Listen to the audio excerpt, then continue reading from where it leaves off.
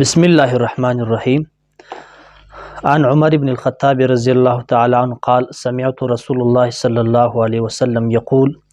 انما الاعمال بالنیات وانما لامرئ ما نوى فمن كانت هجرته الى الله ورسوله فهجرته الى الله ورسوله ومن كانت هجرته الى دنیا يصيبها او امرأة يتزوجها فهجرته الى ما هاجر الیہ۔ یہ روایت بخاری شریف اور مسلم شریف کے اندر موجود ہے۔ اس روایت کو آپ علیہ الصلاۃ والسلام کے جوامع الکلم میں سے شمار کیا گیا ہے۔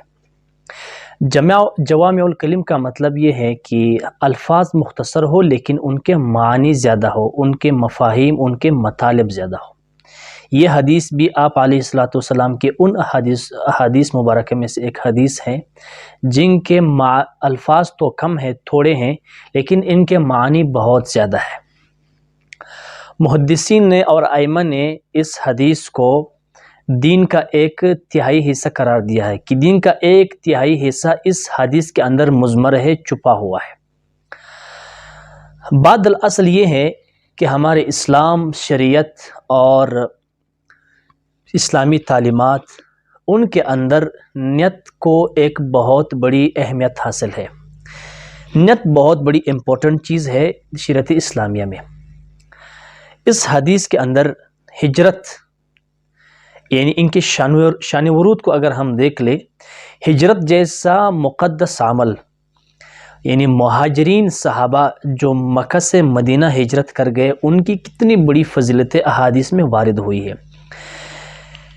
اس حدیث کے اندر ایک شخص تھا اس وقت، انہوں نے ہجرت کی، صحابہ نے تو اس لیے ہجرت کی اسلام کی خاطر کہ اللہ کا حکم تھا، اللہ کا آرڈر تھا کہ مکہ سے مدینہ ہجرت کرے۔ لیکن ایک شخص تھا اس زمانے کے اندر، انہوں نے ہجرت کی ایک عورت کے لیے، یعنی اس عورت سے نکاح کی خاطر انہوں نے ہجرت کی، جس پر رسول اقدس صلی اللہ علیہ وسلم نے یہ ارشاد فرمایا، یہ حدیث ارشاد فرمائی۔ اور ابھی تک تاریخ کے اندر، تاریخ اسلامی کے اندر اس شخص کا نام ابھی تک روپوش ہے، ابھی تک اس کا نام پردے اور صیغہ راز میں رکھا ہوا ہے۔ ان کی پرداداری کے لیے ان کا نام ظاہر نہیں کیا گیا، صرف اتنا کہا گیا کہ مہاجر ام قیس، یعنی اس خاتون کا نام ام قیس تھا۔ تو جس شخص نے اس سے نکاح کرنے کی خاطر ہجرت کی تو اس سے مہاجر ام قیس کہا گیا، اس کا نام ابھی تک صیغہ راز میں ہے۔ تو اس سے یہ بات بھی پتہ چلتی ہے کہ شریعت کے اندر پردہ اور کسی کے راز کو آؤٹ کرنا، کسی کے عیوب کو بیان کرنا، یہ بھی ایک مذموم عمل ہے، شریعت بھی اس کی حوصلہ افزائی نہیں کرتی۔ اس حدیث کے اندر جو کہ بخاری کی بھی ابتدائی حدیث سے بالکل سٹارٹ میں یہ موجود ہے، اکثر ائمہ کتب حدیث میں اور محدثین نے اپنے کتابوں کے اندر شروع میں یہ حدیث لکھی ہے۔ اس کے اندر ایک غلط فہمی کا ازالہ ضروری ہے۔ یہ غلط فہمی نہ ہو کہ اب اگر برے کام اچھی نیت سے کیے جائیں تو پھر ٹھیک ہوگا شاید، لیکن یہ بات غلط ہے، ایسا نہیں ہے، یہ بہت بڑی غلط فہمی ہے۔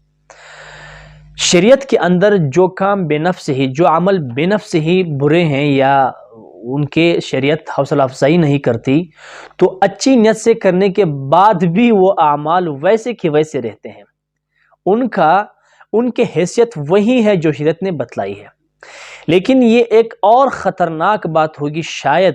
اگر کوئی برا کام کوئی اچھی نیت سے کرے اور ان سے اچھی توقع رکھیں، اچھی امید رکھیں، تو شریعت کے اندر یہ اور زیادہ خطرناک اور قبیح بات ہے اور قبیح عمل ہے۔ اس کی مثال یوں بنتی ہے کہ کوئی شخص ہے، وہ چوری کرتا ہے، وہ ڈاکہ زنی کرتا ہے، لیکن اس کی نیت یہ ہوتی ہے کہ یہ مال چوری کر کے، یہ ڈاکے کا مال، یہ چوری کا مال، یہ دولت پھر میں غربا اور مساکین میں تقسیم کروں گا۔ ان کی نیت یہ نیت ہو کہ یہ مال پھر غریبوں میں تقسیم ہو، چونکہ غریبوں میں مال تقسیم کرنا، غریبوں کی داد رسی کرنا، ان کی مدد کرنا، ان کی ہیلپ کرنا، شریعت کے اندر اس کی بہت بڑی فضیلت ہے، اس کی بہت بڑی اہمیت ہے۔ غریب کی مدد پر شریعت فوکس کرتی ہیں، شریعت اس طرف توجہ دلاتی ہیں کہ آپ غریب کی مدد کریں، آپ یتیم کی مدد کریں، آپ بیواؤں کی مدد کریں، آپ لاچاروں کی مدد کریں۔ لیکن اگر کوئی شخص چوری کا مال، ڈاکہ زنی اور اس طرح برے عمل کے نتیجے میں حاصل ہونے والا مال اور پھر اس کو غریبوں میں، مسکینوں میں تقسیم کرتا ہے، خیرات کرتا ہے، صدقہ کرتا ہے، تو چونکہ یہ عمل اس کو شریعت نے قبیح قرار دیا ہے، چوری شریعت کے اندر حرام ہے، السارق والسارقۃ فاقطعوا ایدیہما، شریعت کے اندر ان کے ہاتھ کاٹنے کا حکم ہے۔ اب اگر کوئی شخص اس نیت سے چوری کرے کہ پھر میں غریبوں میں یہ مال تقسیم کروں گا، میں مساکین میں تقسیم کروں گا، میں بیواؤں کی اس سے مدد کروں گا، میں لاچاروں کی اس مال کے ذریعے ان کی مدد کروں گا، اس نیت سے وہ اگر چوری کرے تو یہ خطرناک بات ہے، اور زیادہ خطرناک بات ہے۔ تو جو کام، جو عمل بے نفس ہی مذموم ہو، شریعت کے اندر اس کے جواز کا کوئی طریقہ موجود نہ ہو، اس کے جواز کی کوئی راہ موجود نہ ہو، شریعت اس کو کنڈم کرتی ہو، تو اچھی نیت سے ایسے برے کام کرنا، پھر یہ برے کام اچھے نہیں بنتے۔ گویا کہ آپ اچھی نیت سے وہ کام کریں جس کو شریعت نے اچھا کہا ہے، آپ اچھی نیت سے وہ کام سر انجام دے جس کو شریعت اچھا سمجھتی ہے، تب جا کر اس کی فضیلت بھی ہے، ان کا ثواب بھی ہے، ان کا اجر عظیم بھی ہے۔ ایک اور حدیث ہے، بہت بڑے بڑے اعمال، لیکن نیت کی فساد کی وجہ سے وہ اعمال کارت کر دیے جاتے ہیں، ان اعمال کی پھر کوئی ویلیو نہیں رہتی ان دی لائٹ آف شریعت، ان دی لائٹ آف اسلام، شریعت لا میں، اسلامی قانون میں بہت بہت بڑے اعمال جو بنفس ہی اچھے بھی ہوں گے، شریعت ان کی حوصلہ افزائی بھی کرتی ہوگی، شریعت ان اعمال پر انسان کو ابھارنے کی کوشش بھی کرتی ہوگی، لیکن نیت میں فساد ہے، نیت میں خرابی ہے، تو وہ شخص ان اعمال کے بڑے بڑے ثواب، ان کے اجر سے محروم رہتا ہے۔ تو ایک حدیث ہے، اس میں یہ وارد ہوا ہے کہ قیامت والے دن 3 بندوں کو اٹھایا جائے گا، ان کا حساب کتاب ہوگا، عدالت الہیہ میں 3 قسم کے لوگوں کو پیش کیا جائے گا۔ ان میں سے پہلا شخص ہے شہید۔ اب شہادت یہ بہت بڑا رتبہ ہے، شہید کی جو فضیلت احادیث میں وارد ہوئی ہے، زمین پر خون کا قطرہ گرنے سے پہلے ان پر جنت واجب ہو جاتی ہے۔ ایک حدیث میں یہ وارد ہوا ہے کہ شہید کے لیے سب کچھ معاف کیا جاتا ہے الا الدین، صرف ان پر جو دیگر افراد، دیگر انسانوں کا اور لوگوں کا ان پر قرض ہو، یعنی حقوق العباد قرض ہو، تو وہ قرض معاف نہیں ہوتا شریعت کے اندر، باقی تمام ان کے جتنے بھی گناہ ہیں، ان کی غلطیاں ہیں، شہادت سے ان کی سارے غلطیاں دھل جاتی ہیں۔ یہ اتنا بڑا رتبہ ہے، زمین پر خون کا قطرہ گرنے سے پہلے انسان پر جنت واجب ہو جاتی ہے۔ قیامت والے دن شہید کو جب اٹھایا جائے گا جنت کے اندر، جو شہید جنت کے اندر ہو، تو اس شہید سے اللہ تعالیٰ فرمائے گا کہ آپ کو کس چیز کی ضرورت ہے، آپ کو کس چیز کا من کرتا ہے۔ تو وہ شہید جب ان نعمتوں کو دیکھے گا تو وہ شرمائے گا اللہ تعالیٰ کی اس آفر سے، اللہ تعالیٰ کی اس پیشکش سے، وہ کہے گا یہ اللہ، یہاں تو کسی چیز کی کمی نہیں ہے، آپ نے مجھے جنت دی ہے، جنت جیسی نعمت دی ہے، اور یہ ساری نعمتیں جو یہاں جنت کے اندر موجود ہے، تو میں کس چیز کا مطالبہ کروں آپ سے، مجھے کسی چیز کی ضرورت نہیں ہے۔ اللہ تعالیٰ پھر ان سے فرمائے گا کہ پھر بھی آپ کی کیا چاہت ہے، آپ کی خواہش کیا ہے۔ جب اللہ تعالیٰ بار بار ان سے یہ کہے گا، یہ مطالبہ کرے گا، تو پھر وہ شہید کہے گا، اے اللہ، میری صرف ایک ہی خواہش ہے، مجھے اب دوبارہ دنیا کے اندر بھیج دو، میں اپنے جسم کو تمہارے دین کی خاطر ایک بار پھر ٹکڑے ٹکڑے کرنا چاہتا ہوں۔ اتنی بڑی فضیلت ہے، لیکن اگر نیت میں فتور ہو، نیت میں خرابی ہو، قیامت والے دن اس شہید کو اللہ کی عدالت میں پیش کیا جائے گا، اللہ تعالیٰ دنیا کی ساری نعمتیں انہیں یاد دلائے گا کہ یہ ہوا، یہ ہوا، یہ ملا، یہ ملا، آپ نے کیا کیا؟ تو وہ بڑی دیدہ دلیری سے، بڑی بہادری سے، بڑی جرأت کے ساتھ وہ یہ کہے گا کہ اللہ، میں نے آپ کے دین کی خاطر اپنی جان عزیز قربان کر دی۔ اب اللہ تعالیٰ کو تو سب کچھ کا پتہ ہے، جب وہ یہ کہے گا تو اللہ تعالیٰ ان سے فرمائیں گے نہیں آپ جھوٹ بولتے ہیں، آپ جھوٹا انسان ہے، آپ نے اس لیے سب کچھ کیا تھا کہ لوگ آپ کو شہید